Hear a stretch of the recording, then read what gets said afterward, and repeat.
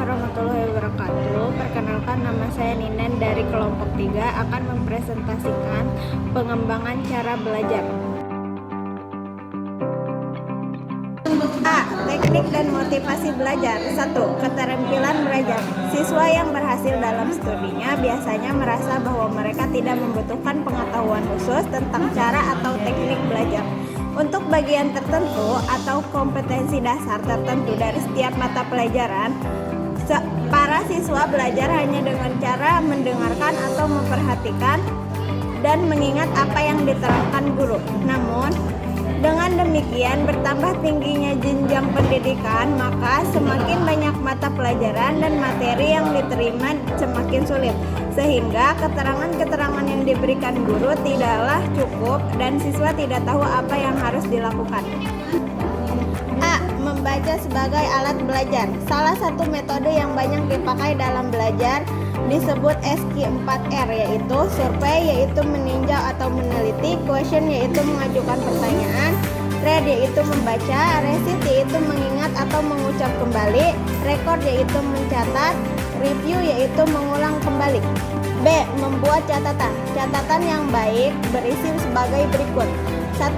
Judul, pengarang, penerbit, tahun, terbitan, edisi. 2.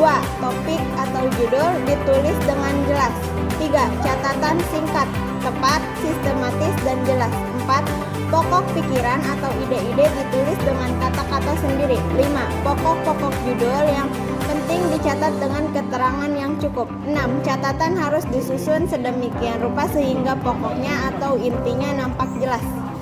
2. Meningkatkan motivasi belajar. Motivasi belajar adalah keseluruhan daya penggerakan di dalam diri peserta didik yang menimbulkan kegiatan belajar, yang menjamin kelangsungan kegiatan belajar, dan yang memberikan arah pada kegiatan belajar sehingga tujuan dapat tercapai.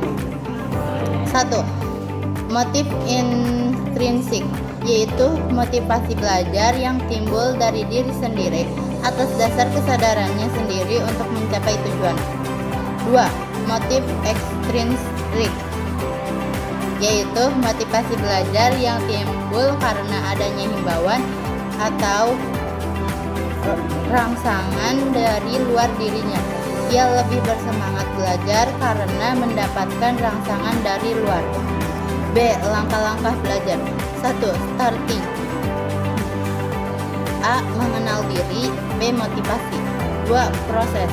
A. Membuat catatan pelajaran yang menarik. B. Memanfaatkan waktu.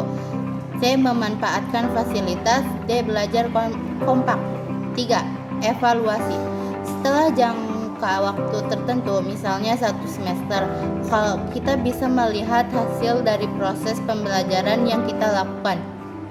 Acuannya tidak hanya dari nilai, tetapi lihat kemajuan kita. Apakah kita masih merasa bosan dalam belajar? Itulah yang menjadi tolak ukur utamanya.